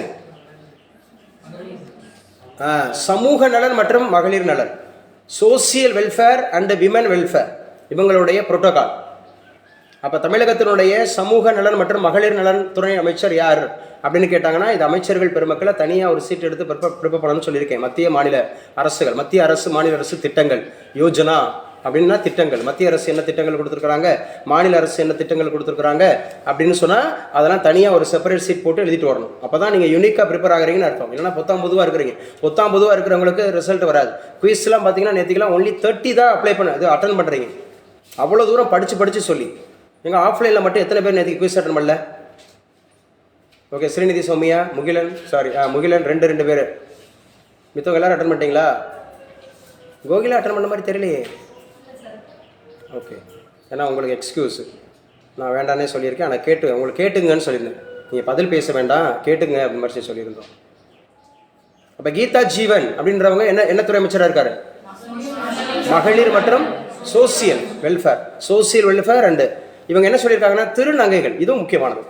டிரான்ஸ்ஜெண்டர் அப்படின்ற திருநங்கைகளுக்கு பிரத்யேகமாக தங்கும் இல்லங்கள், அவங்க மட்டும் தனியாக தங்கக்கூடிய இல்லங்கள் கட்டித்தரோன்னு சொல்லியிருக்கிறாங்க. அப்ப திருநங்கைகளுக்கு பிரத்யேகமாக தங்கும் இல்லங்கள், அமைச்சர் கீதா ஜீவன். அதோடு கூட நெக்ஸ்ட் அகாடமிக் இயர்ல இருந்து அவங்க இன்னொன்று கூடுதலாக அறிவிச்சிருக்கிறாங்க. நெக்ஸ்ட் அகாடமிக் இயர்ல இருந்து அந்த மார்னிங் வந்து பார்த்தீங்க அப்படின்னு சொன்னால் சிறு குழந்தைகளுக்கு வந்து சாப்பாடு போடுறாங்கல்ல, காலை உணவு திட்டம். நல்லா பேசுங்க. காலை உணவு திட்டம் போடுறாங்கல்ல, அதில் ஒரு வகையான உணவு என்ன சொல்ல போடுறாங்க அப்படின்னு கேட்டால் உப்புமா போடுறாங்க. அந்த உப்புமாவுக்கு பதிலாக நெக்ஸ்ட் அகாடமிக் இயர்ல இருந்து பொங்கல், உப்புமாவுக்கு பதிலாக என்ன போட போகிறாங்களாம், பொங்கல் அப்படிங்கிறது போட போகிறதாக அவங்க அறிவிச்சிருக்கிறாங்க. தமிழக பள்ளிகளில் 43,131 சத்துணவு மையங்கள் எழுதி வச்சுங்க. பாருங்களேன், இது நமக்கு ஸ்டாட்டிஸ்டிக்ஸ் ரிப்போர்ட். இதுவும் மெயின்ஸுக்கு முக்கியம், இது முக்கியம். தமிழகத்தில் இருக்கக்கூடிய அப்போ நீங்கள் இதில் தெரிஞ்சுக்கலாம், 43,131 சத்துணவு மையங்கள் இருக்கு. சத்துணவு மையங்கள்ல பால்வாடி, அங்கன்வாடி பணியாளர்கள் தேர்ந்தெடுக்கிறாங்கல்ல. ஸோ பால்வாடி அப்படிங்கிறதாம உங்களுக்கு ஒரு கால்ஃபர் வந்திருக்கு. அதை நீங்கள் அப்ளை பண்ணிருங்க, மறந்துடாமல் அப்ளை பண்ணிருங்க. இது ஒரு பக்கம் குரூப் 4க்கு படிச்சுட்டு இருக்கிறோம், இது உங்களுக்கு ஈஸியாக கிடைக்கும். ஆமாம், இப்போ கால்ஃபர் பண்ணியிருக்காங்க. அங்கன்வாடி பணியாளர்கள், சத்துணவு பணியாளர்கள் அப்படின்னு சொல்லிட்டு போஸ்ட். 43,131 சத்துணவு மையங்களில் பயன்பெற்று வரும். எவ்வளோ குழந்தைங்க பயன்பெற்று வராங்க இந்த காலை உணவு திட்டத்தின் மூலமாக? 42.71 லட்சம். இது மெயின்ஸுக்கு முக்கியம், ப்ரிலிம்ஸுக்கு முக்கியம், இன்டர்வியூஸுக்கு முக்கியம். இதெல்லாம் நீங்கள் முக்கியம்னு போட்டு எழுதுங்க. நான் எல்லாத்தையும் முக்கியம்னு சொல்ல மாட்டேன், நீங்கள் நல்லா கவனித்து பார்த்துருப்பீங்க. ஒரு சில வார்த்தை தான். ஏன் அதை முக்கியம்னு சொல்கிறேன்னா, ஆல்ரெடி இன்டர்வியூக்கு போயிட்டு வந்தவங்க சொன்னது, ஆல்ரெடி மெயின்ஸ் எழுதியிருப்பாங்கல்ல, நம்ம பேசியிருக்கோம் நம்ம ஸ்டூடெண்ட்ஸ்கிட்ட மெயின்ஸில் என்ன கேட்டாங்க அப்படிங்கிற போது, இன்டர்வியூவில் என்ன கேட்டாங்க அப்படிங்கிற போது, அப்புறம் நம்ம கொஸ்டின் பேப்பர் ஆயிரக்கணக்கான கொஸ்டின் பேப்பர் பார்க்குறோம். ஸோ கண்டிப்பாக கேட்டுருவாங்க. அப்போ தமிழகத்தில் 43,131 சத்துணவு மையங்கள் இருக்குது அங்கன்வாடி. ஸோ அதில் 42.71 லட்சம் மாணவர்களுக்கான உணவூட்டும் மானியத் தொகை அப்படி இதுக்காக மட்டும் 61 கோடி தமிழகம் செலவழிக்கிறாங்க. அங்கன்வாடியில் இருக்கிற மட்டும் சத்துணவு மையங்களுக்கு மட்டும் 61 கோடி கூடுதலாக உயர்த்தி வழங்கப்படும் அப்படின்னு சொல்லியிருக்காங்க. தமிழகம் முழுவதும் 25க்கும் மேற்பட்ட பயனாளர்களை கொண்ட 25,425க்கும் மேற்பட்ட பயனாளர்களை கொண்ட 25,440 சத்துணவு மையங்கள், 25,440 சத்துணவு மையங்கள். அதில் 9.66 கோடி எரிவாயு அடுப்புகள், ஸோ சிலிண்டர் புதிதாக வழங்கப்படுதுன்னு சொல்லியிருக்காங்க. 25 திருநங்கைகள் தங்கும் வகையில் எங்கெங்கே அந்த திருநங்கைகளுக்கான தங்கும் இல்லங்கள் எங்கெங்கே பண்ணுறாங்கன்னா மதுரை, சென்னை. என்ன பேரில்? அரண். இந்த அரண் அப்படின்னு போட்டுங்க. அரண் அப்படின்னு சொல்லக்கூடியது 3 சுழி இன் அரண் அப்படிங்கிற பெயரில். அரண்னா பாதுகாப்பா? அரண் என்னப்பா? பாதுகாப்பு. அப்போ அரண்ன்ற பெயரில் 64 லட்சத்தில் அமைக்கப்படும்னு சொல்லியிருக்கிறாங்க. 64 லட்சம் மதுரையிலையும் சென்னையிலையும். அப்போ திருநங்கைகளுக்காக சமீபத்தில் அரண் என்ற பெயரில் தங்கும் இல்லம் எங்கு கட்டப்பட்டுள்ளது, எங்கு அமைக்கப்பட்டுள்ளதுன்னு கேட்டாங்கன்னா மதுரை அண்டு சென்னை. எவ்வளோ லட்சம் ரூபாயில்? 64 லட்சம் ரூபாயில். நம்ம இந்திய அரசியலமைப்பு சட்டம் எத்தனை லட்சத்தில் எழுதி முடிக்கப்பட்டுச்சு? 64 லட்சத்தில். இந்திய அரசியலமைப்பு சட்டம் முதல்ல எழுதி முடிக்கப்பட்டது எத்தனை லட்சத்தில் தான்? 64 லட்சம். இப்போ இந்த திருநங்கைகளுக்கான அரண் அப்படிங்கிற இல்லம் எவ்வளோ லட்சத்தில்? 64 லட்சத்தில். சரியா? ஆயர்கலைகள் எத்தனை? 64. சரியா? 64. ஆயர்கலைகள் எத்தனை? 64. இந்த அசோசியேட் பண்ணணும். 64ங்கிறது அசோசியேட் பண்ணுறோம். ஸோ நல்ல முக்கியமான 64னாவே குடியரசுத் தலைவர், துணை குடியரசுத் தலைவர். அதே மாதிரி 5000 மானியம். வறுமை கோட்டுக்கு கீழ் உள்ள மகளிரின் வாழ்வாதாரத்தை மேம்படுத்த 2000 பேருக்கு உலர் மற்றும் ஈரமாவு அரைக்கும் வணிக ரீதியான இயந்திரங்களை வாங்க அதிகபட்சமாக 5000 வரை மானியம் வழங்கப்படும். இதெல்லாம் முக்கியமானது. சமீபத்தில் மகளிருக்கான திட்டங்கள் அப்படிங்கிறது இதெல்லாம் எழுதணும் மெயின்ஸில். இதுக்கு தான் நீங்கள் பேப்பர் படிக்கணுன்றது. ஸோ அமைச்சர் பெருமக்கள் யாருன்னு பார்க்கணும். கீதா ஜீவன் என்ன துறை அமைச்சர்? Social welfare. நல்லா பேசுங்க. சோசியல் வெல்ஃபேர் துறை அமைச்சர் அப்படிங்கிறத பார்க்குறோம். விமன். அதே மாதிரி இவர் யாரு? சேகர் பாபு எந்த துறைக்கான அமைச்சர்? இந்து சமய அறநிலையத்துறை. இந்து சமய அறநிலையத்துறை எந்த ஆண்டு ஏற்படுத்தப்பட்டது? 1925. எந்த கட்சி ஆரம்பிச்சது? நீதி கட்சி. எந்த கட்சி ஆரம்பிச்சது? நீதி கட்சி. டிஎன்பிஎஸ்சி போர்டு எப்ப? 1924. டிஎன்பிஎஸ்சி கமிஷன் எப்ப? 29. ஆந்திரா பல்கலைக்கழகம் எப்ப? 1926. 25 செயல்படாத 26. அண்ணா பல்கலைக்கழகம் எப்ப? 1929. அண்ணாமலை பல்கலைக்கழகம் 1929. ஏன்னா அண்ணா பல்கலைக்கழகம் 1978. அண்ணா இவர் நம்ம எம்ஜிஆர் வந்ததுக்கு அப்புறம் தான். ஸோ இவர் யாரு? இவரும் அமைச்சர் தான். இவர் யாரு? டெல்லி நேரு பல்கலைக்கழகத்தில் வள்ளுவர் சிலை நியமிக்கப்படும் சொல்லியிருக்காரு. டெல்லியில் இருக்கக்கூடிய நேரு யூனிவர்சிட்டி, ஜவஹர்லால் நேரு யூனிவர்சிட்டியில் நம்முடைய வள்ளுவருடைய சிலை அமைக்கப்படும். சாமிநாதன் அவர் சொல்லியிருக்கிறார். இவர் யாரு சார் அப்படின்னு சொல்லி நமக்கு முக்கியமாக என்ன துறைக்கான அமைச்சராக இருக்கிறார்? என்னமா? தமிழ் வளர்ச்சி மற்றும் செய்தித்துறை. அப்படிங்கிறத ஞாபகம் வச்சுங்க. 1.55 லட்சம் பணியிடங்களை நிரப்ப நடவடிக்கை. தம்பி ஏதாவது சொல்றியாப்பா?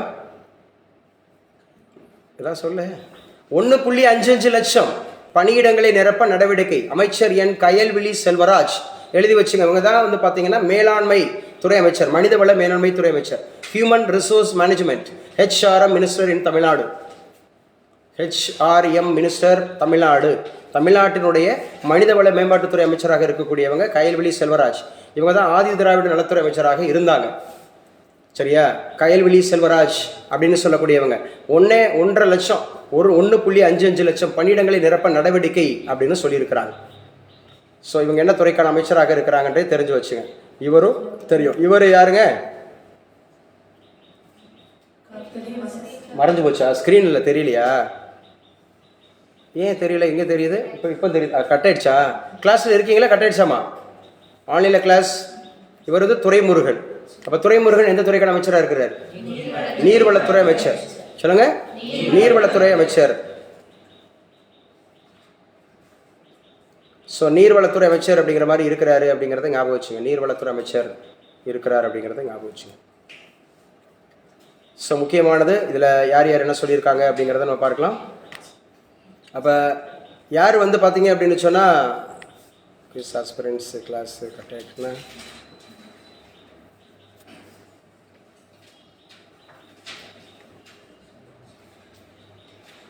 இருக்கீங்களாப்பா? கிளாஸ் கேட்குதாம்மா? ஆன்லைனில் இருக்கவங்களுக்கு கிளாஸ் ஓகேவா? ரீச் ஆயிடுச்சா? ஓகேம்மா, கிளாஸ் கட் ஆயிடுச்சு. ஸோ மறுபடியும் நம்ம இணைச்சிட்டு வரலாம். அப்படியே கொஞ்சம் பார்த்துட்டு வாங்க. ஸோ நீர்வளத்துறை அமைச்சர் யார் அப்படின்னு சொன்னால் நமக்கு வந்து இவர் எந்த தொகுதியிலிருந்து தேர்ந்தெடுக்கப்பட்டார்ப்பா? காட்பாடி. யார்? துரைமுருகன் அவர்கள் அப்படின்னு சொல்லக்கூடியது. தமிழகத்தில் எத்தனை சட்டமன்ற தொகுதிகள் இருக்கு? 234. 234. பீகாரில் எத்தனை தொகுதிகள்? 243 அப்படின்னு சொல்லக்கூடியது ஞாபகம் வச்சுங்க. ஸோ ஒரே ஒரு செகண்ட்ஸ். அப்போ இன்றைக்கி வந்து ஈவினிங் வந்து 6:30க்கு வந்து நமக்கு வந்து குவிஸ். 6:30க்கு இன்றைக்கி நடத்தக்கூடியது. இது வரைக்கும் நடத்துனது இந்த 2-3 நாள் நடத்துனதுலேருந்து எது வேணாலும் கேட்கலாம்.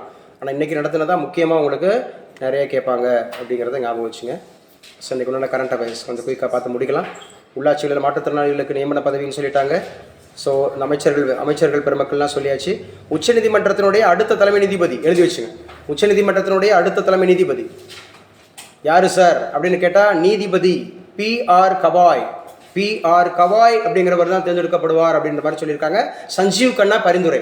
இப்போ இருக்கக்கூடிய 51வது தலைமை நீதிபதி. அட் ப்ரெசென்ட் யாருன்னு சொன்னால் சஞ்சீவ் கண்ணா தான் சொல்லியிருக்கிறாரு அடுத்த CJI chief justice of India. உச்சநீதிமன்றத்தினுடைய அடுத்த தலைமை நீதிபதியாக PR கவாய் அப்படிங்கிறவர் தேர்ந்தெடுக்கப்படுவார் அப்படிங்கிறத சொல்லியிருக்கிறாங்க. 52வது தலைமை நீதிபதியாக. ஏன்னா இவருடைய பதவி May 13 முடியுது. சஞ்சீவ் கண்ணா அப்படிங்கிறது வர்ற May 13 முடிஞ்சிருது. வர்ற May 13. அப்போ நீங்கள் குரூப் 4லாம் வந்து பார்த்தீங்க அப்படின்னு சொன்னால் குரூப் 2 அப்படி குரூப் 1, குரூப் 2, குரூப் 4 யார் தான் தலைமை நீதிபதியாக இருப்பார்? PR கவாய் இருப்பார். யார் இருப்பார்? PR கவாய். சஞ்சீவ் கண்ணா அப்படிங்கிறது அது வரைக்கும் ஞாபகம் வச்சுக்கணும். சஞ்சீவ் கண்ணாங்கிறது அது வரைக்கும். அட் ப்ரெசென்ட் நமக்கு ஜூன் மாதத்தில் போயிட்டாங்கன்னா யார் வந்துடுவா? PR கவாய் வந்துடுவார். யார் வந்துடுவா? PR கவாய் வந்துடுவார். இப்போ போட்டித் தேர்வுக்கு அவசியம். நம்ம எப்போ பார்த்தாலும் சஞ்சீவ் கண்ணான்னு சொல்லிட்டே இருந்திருப்போம். May 13 அவர் விலகி இருப்பார். 14 வந்து என்ன பண்ணிடுவாங்க? நியமிச்சிருப்பாங்க. யார் உச்சநீதிமன்ற தலைமை நீதிபதி நியமிப்பாங்க? President of India. யார் தேர்ந்தெடுப்பா? President of India. யார் தேர்ந்தெடுப்பா? President of India. பரிந்துரை பண்ணுறதா யாரு? கொலிஜியம். நீங்கள் தேர்ந்தெடுக்கிறது கொலிஜியம் போட்டுறக்கூடாது. அவங்க ஒன்லி ரெக்கமெண்டேஷன் தான் பண்ணுவாங்க. தேர்ந்தெடுக்கிறதும் ப்ளஸ் வந்து பதவியில் அமர்த்துறதும் யார் தான்? President of India. ஆனால் அந்த பதவியிலிருந்து தூக்குறது யாரு? அதுதான் பார்லிமெண்ட். இம்பீச்மெண்ட். பார்லிமெண்ட் அப்படிங்கிறது ஞாபகம் வச்சுக்கணும். அப்போ PR கவாய் ஞாபகம் வச்சுக்கணும். 52வது தலைமை நீதிபதி ஞாபகம் வச்சுக்கணும். ஸோ இதெல்லாம் இன்றைக்கு உண்டான கரண்ட் அஃபேர்ஸில் முக்கியமானதாக பார்க்கப்படுகிறது. பிரிட்டன் மருத்துவ உயர்கல்வி அமைப்பின் தலைவராக இந்திய வம்சாவளி மருத்துவர். ஸோ அங்கே இருக்கக்கூடிய உயர் மருத்துவத்துக்கே நம்ம ஊருக்கார் தான். ஸோ நில ஒப்பந்த பண முறைகேடு வழக்கு 2வது நாளாக ராபர்ட் வதோரா 5 மணி நேரம் அமலாக்கத்துறை விசாரணை. யாருக்கு தெரியும் ராபர்ட் வதோரானா யார்? Exactly correct. பிரியங்கா காந்தியினுடைய கணவருங்க. பிரியங்கா காந்தியோட கணவர், ராகுல் காந்தியோட மச்சான், சோனியா காந்தியோட மருமகன். சரியா? ராபர்ட் வதோரா நாளைக்கு தெரிஞ்சிருக்கணும். எல்லாருக்கும் தெரியல பாருங்க, எக்ஸப்ட் ஸ்ரீதேவி திருப்பூர். அவங்கள தவிர மிச்சம் யாருக்குமே தெரியல. ராபர்ட் வதோரா சில பர்சனாலிட்டிஸ், இம்பார்ட்டன்ட் பர்சனாலிட்டிஸ்லாம் தெரிஞ்சு வச்சுக்கணும். ராபர்ட் வதோரா அடுத்த வாரம் இந்தியா வருகிறார். அமெரிக்க துணை அதிபர் எழுதி வச்சு. அமெரிக்காவுடைய துணை அதிபர் அப்படிங்கிறவர் நம்ம இந்தியாக்காரங்களை தான் மேரேஜ் பண்ணியிருக்காரு. இல்லை தானே? இல்லையா அம்மாவா? எஸ். ஸோ அமெரிக்காவுடைய துணை அதிபர் எழுதி வச்சுங்க வான்ஸ். JD வான்ஸ். அவரது மனைவி உஷா வான்ஸ். அமெரிக்காவினுடைய துணை president, vice president of America, துணை அதிபர் JD வான்ஸ். அவங்களுடைய மனைவி வந்து உஷா வான்ஸ். அமெரிக்காவிலிருந்து இந்தியாவுக்கு வராங்க அப்படிங்கிறத ஞாபகம் வச்சுங்க. JD வான்ஸ் அப்படிங்கிறவரை ஞாபகம் வச்சுங்க.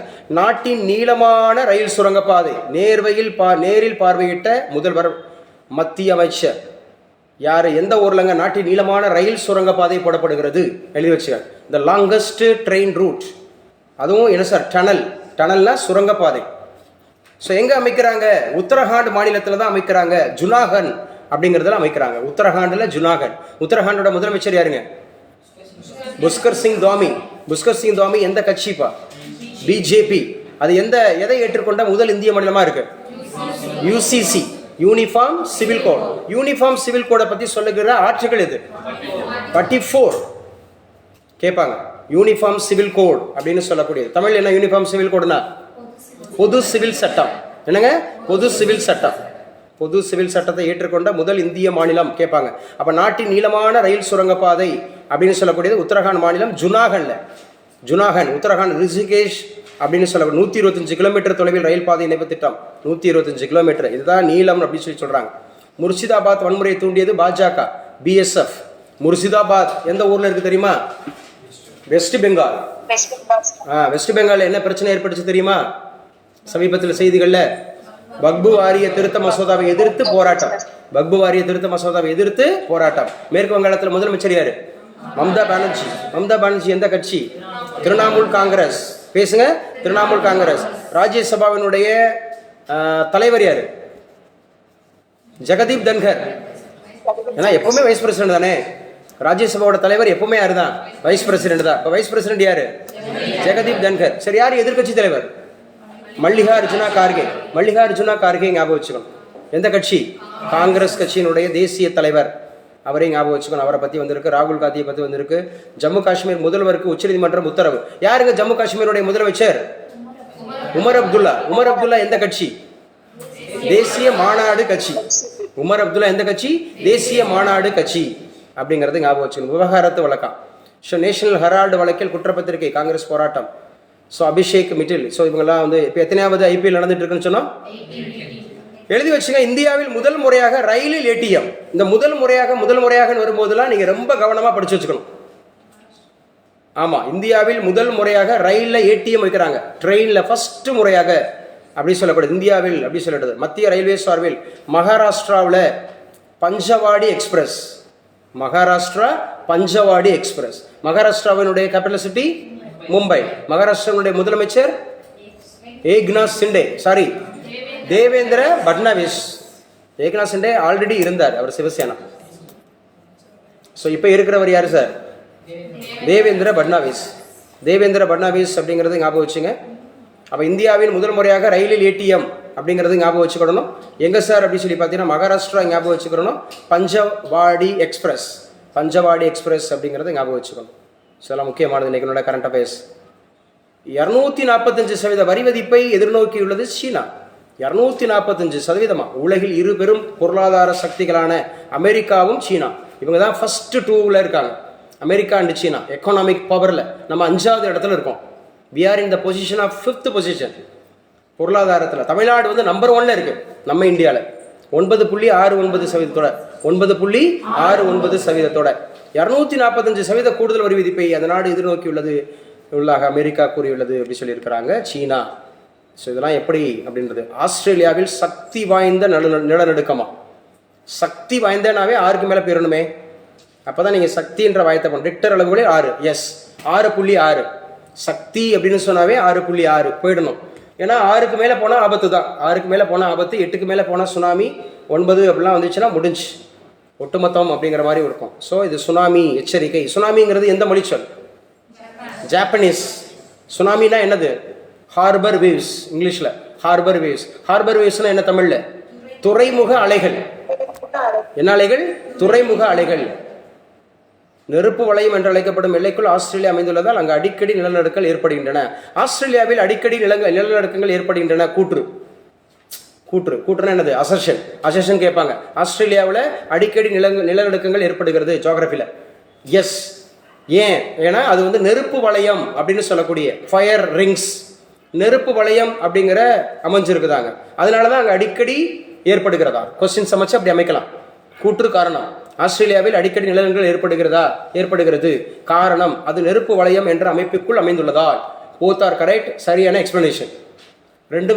ரெண்டுமே சரியான விளக்கம் அப்படின்னு கேட்கலாம். கொஸ்டின்ஸ் கேட்கலாம். ஆஸ்திரேலியா இருக்கிறதுலேயே மிகச்சிறிய கண்டம் எது? ஆஸ்திரேலியா. மிகச்சிறிய கண்டம் எது? ஆஸ்திரேலியா. இது வரைக்கும் வந்து பார்த்தீங்கன்னா ஓடிஐ அதிகமான முறை வெற்றி பெற்றிருக்க நாடு எது? ஆஸ்திரேலியா. ஆஸ்திரேலியா தான் ஓடிஐ அதிகமாக வெற்றி பெற்றிருக்குது. இந்த நிலநடுக்கத்தால் ஆஸ்திரேலியா அண்டார்டிகாவில் சுனாமி ஏற்படுவதற்கான அபாயம் இல்லை என்று ஆஸ்திரேலியா சுனாமி எச்சரிக்கை மையம் அறிவித்துள்ளது அப்படின்னு சொல்லியிருக்கிறாங்க. இதுவும் ஞாபகம் வச்சுங்க. ஆஸ்திரேலியா மிகச்சிறிய காண்டினென்ட் அப்படிங்கிறது. பகுத்தறிவுக்கு ஒவ்வாத கருத்துக்களை மாணவர்களே பரப்பக்கூடாது. முதல்வர் மு க ஸ்டாலின் கல்வி நிறுவனங்களுக்கு சொல்லியிருக்கிறார், உயர்கல்வி நிறுவனங்களுக்கு சொல்லியிருக்கார். அதை விட முக்கியமானது ஒன்று சொல்லியிருக்காங்க, வரவேற்கத்தக்கது. நான் கூட கிளாஸில் நிறைய முறை சொல்லியிருக்கேன். கல்வி நிறுவனங்களில் உள்ள சாதி பெயர்களை நீக்க உத்தரவே போட்டாச்சு. எல்லா கல்வி நிறுவனங்களிலும் இனிமேல் எந்த கல்வி நிறுவனங்களிலும் எந்த சாதி பெயர் இருக்கக்கூடாது, எந்த கல்வி நிறுவனங்களிலும் எந்த சாதி பெயர் இருக்கக்கூடாது அப்படின்னு சொல்லிட்டு உயர்கல்வி நிறுவனங்களுக்கு உத்தரவு. ஸ்கூலு காலேஜ் எங்கேயுமே இருக்கக்கூடாது. அதே மாதிரி ஆதி திராவிடர் பள்ளி, கள்ளர் சீர்திருத்த பள்ளி இப்படிலாம் இருக்கும். அந்த இதில் எடுக்க சொல்லிட்டாங்க எல்லாத்தையும். ஆதி திராவிடர், கள்ளர், சிறுபரப்பினர், அப்படி காஸ்ட் அடிப்படையில் எந்த, அது கவர்மெண்ட்டாக இருந்தாலும் சரி, பிரைவேட் ஸ்கூலாக இருந்தாலும் சரி, முத்தையா அழகப்பா செட்டியார் அப்படின்னு இருந்துச்சுன்னா செட்டியார் எடுத்துடணும். அந்த மாதிரி செட்டியார் எடுத்துடணும். சுப்பையா அம்பலம் அப்படின்னு இருந்துச்சுன்னா அம்பலத்தை எடுத்துடணும். அந்த மாதிரி நமக்கு தெரிஞ்ச ஸ்கூலை சொல்கிறேன், பக்கத்தில் இருக்க ஸ்கூல்னால சொல்கிறேன். இப்படி எங்கெங்கெல்லாம் என்னென்ன பேர், நாடார், விருதுநகர் இந்து நாடார் அப்படின்ற மாதிரி, ஏன்னா அங்கே நான் ஒர்க் பண்ணேன். விருதுநகர் இந்து நாடார் மேல்நிலைப்பள்ளி அப்படின்னா அது நாடார்ன்றதை எடுத்துடணும், செட்டியாருங்கிறத எடுத்துடணும். சரியா? அந்த மாதிரி எந்தெந்த உறவின் முறையெல்லாம் இருக்குதோ, ஆரிய வைசியர் உறவின் முறை இப்படிலாம் இருக்கும், அந்த ஆரிய வைசியர் என்ற வார்த்தையை எடுத்துடணும். இனிமேல் தமிழகத்தில் இருக்கக்கூடிய அத்துணை கல்வி நிறுவனங்கள் அது ஒன்று. இன்னொன்று சொல்லியிருக்கிறாங்க அதில் குறிப்பிடத்தக்கது என்னென்னா, யாராவது இந்த என்ன பண்ணியிருப்பாங்கன்னா நன்கொடை வழங்கியிருப்பாங்க. இப்போ இந்த அரங்கம் வந்து நன்கொடை வழங்கியிருக்கிறாங்கன்னு சொல்லி போட்டு இந்த செட்டியார்னு போட்டிருப்பாங்க, நாடார்னு போட்டிருப்பாங்க, இல்லை ஏதோ ஒரு உறவின் முறை போட்டிருப்பாங்க. இனிமேல் பேர் மட்டும்தான் போடணும்னு சொல்லிட்டாங்க. ஒன்லி நேம், யாருடைய சாதி பேர் இருக்கக்கூடாது. அரசு பள்ளிகளிலும் சரி, அரசு உதவி பெறும் பள்ளிகளிலும் சரி, எந்த ஒரு கல்விக்கூடங்களும் இருக்கக்கூடாது அப்படின்னு சொல்லி இது வரவேற்கத்தக்கது. இது வரவேற்கத்தக்கது அப்படின்னு சொல்லப்படி பார்க்குறோம். இது வந்து கம்பல்சரி. இது யார் போட்டிருக்கா? அரசாங்கம் இல்லை, உயர்நீதிமன்றம் உத்தரவு கொடுத்துருக்கு. உயர்நீதிமன்றம், ஹைகோர்ட் தான் அது உத்தரவு கொடுத்துருக்கு. உயர்நீதிமன்றம் உத்தரவு அப்படிங்கிறத பார்த்துக்கங்க, இது முக்கியமானது அப்படின்னு சொல்லக்கூடிய. 28 வகை நெகிழி பொருட்களுக்கு தடையா. யார் யார் எந்தெந்த இடத்துல? 2 ஊருக்கு அதிகமாக போவாங்க தமிழ்நாட்டில். எந்த ஊருக்கு போவாங்க? ஊட்டி என்று கொடைக்கானல், அதுக்கு அதை விட்டால் வல்பாறை. ஸோ இந்த மாதிரி போவாங்க இந்த குளிர்ச்சியான நேரங்களில். ஸோ 28 நெகிழி பொருள். நெகிழினா என்னது? பிளாஸ்டிக். பிளாஸ்டிக் எத்தனை வகைப்படும்? 2 வகைப்படும். என்னென்ன பிளாஸ்டிக்? Thermal plastic, தெர்மோஸ்டேட்டு. அதாவது வந்து இறுகும் பிளாஸ்டிக்கு, இலகுற பிளாஸ்டிக். இறுகிற பிளாஸ்டிக்னா பேக்கலைட்டு. இறுகிற பிளாஸ்டிக்னா எடுத்துக்காட்டு பேக்கலைட். இலகுற பிளாஸ்டிக்கு பிவிசி, பாலி வினைல் குளோரைடு. பேசுங்க, பாலி வினைல் குளோரைடு. சயின்ஸ்ல கேட்கறதுக்கான வாய்ப்பு. மசோதாவை குடியரசுத் தலைவருக்கு அனுப்பினார் கர்நாடக ஆளுநர். யாருங்க கர்நாடக ஆளுநர்? தாவர் சந்த் ஹெலாட். தாவர் சந்த் ஹெலாட். தாவர் சந்த் ஹெலாட் அப்படிங்கிறவர் தான் கர்நாடகத்தினுடைய ஆளுநராக இருக்கிறார். எதுக்காக சார், என்ன சார் அனுப்பியிருக்கிறாரு? அரசு ஒப்பந்த பணிகளில் முஸ்லீம்களுக்கு 4% ஒதுக்கிடுங்க. அது முக்கியம், கேட்பாங்க கரண்ட் பேசல. 4% ஒப்பீடு. அதாவது அரசு ஒப்பந்தங்கள்ல கான்ட்ராக்ட், கவர்மெண்டோட கான்ட்ராக்ட்ல முஸ்லீம்களுக்கு 4% ஒதுக்கீடு தனியாக வழங்கப்படுகிறது அப்படிங்கிறத சொல்லியிருக்கிறாங்க. 10:30. ஸோ கிளாஸ் வந்து 1 hour ஆகிடுக்கு. 1 hour ஆகிடுக்கு. அப்படி நம்ம கண்டிப்பாக பண்ணுறோம் மேத்தமெட்டிக்ஸ். ஸோ இன்றைக்கி நம்ம கிளாஸ் ஷெடியூல் நான் போட்டு கொடுத்துட்டேன். ஒரு நாள் விட்டு ஒரு நாள் மேத்ஸு, ஒரு நாள் விட்டு தமிழ். சரியா? டெய்லி ஜிகே சொல்லியிருக்கோம், டெய்லி கரண்ட் அஃபேர்ஸ் சொல்லியிருக்கோம். ஒரு நாள் விட்டு ஒரு நாள் மேத்ஸு, ஒரு நாள் விட்டு ஒரு நாள் தமிழ் சொல்லியிருக்கிறோம். அப் டு இது குரூப் 1 வரைக்கும் இந்த மாதிரி போயிட்டு இருக்கோம். அதுக்கப்புறம் நம்ம full and full Tamil maths ரெகுலராக இருக்கும். தமிழ் மேத்ஸ் ரெகுலராக இருக்கும். ஏன்னா ஆல்ரெடி நம்ம தமிழ் முடிச்சுக்கிட்டோம், மேத்ஸ் முடிச்சுக்கிட்டோம். நியூ பேட்ச் அப்படிங்கிறதுக்கு நமக்கு ஒரு நாள் விட்டு ஒரு நாள் படித்தாலும் நல்ல விஷயம்தான். ஸோ தலைப்பு எழுதிக்குங்க. அதே மாதிரி ஈவினிங் வந்து இந்த 5 to 6:30 ஒரு கிளாஸ் போயிட்டுருக்கு. உங்களுக்கு டைம் அலோவ் பண்ணால், ஏன்னா அதில் மேத்ஸ் ரீசனிங் புது பிள்ளைங்களுக்கு வாய்ப்பு. அது மேத்ஸ் ரீசனிங் அதில் நடத்திட்டு இருக்கேன். வாய்ப்பு இருந்தால் அட்டன் பண்ணுங்கள். சரியா? அனுப்பிச்சு தரேன். ஸோ கிளாஸ் இன்னைக்கு உண்டான current affairs class over. So mathematics அப்படிங்கிறதுல இன்னைக்கு நியூ சாப்டர் அப்படிங்கிறத பார்ப்போம். ஸோ இப்போ நம்ம சிம்பிளிஃபிகேஷன் பார்த்துட்டு வந்தோமா? பேசுங்கப்பா. சிம்பிளிஃபிகேஷன்ஸ் அப்படிங்கிறத பார்த்துக்கிட்டு வந்திருந்தோம். ஸோ ஓவரால் என்ன சொல்லியிருக்கிறாங்க அப்படிங்கிறத பார்த்துக்கங்க. சரியா? ஸோ படிக்கலாம், கிளாஸை படிச்சுக்கலாம்.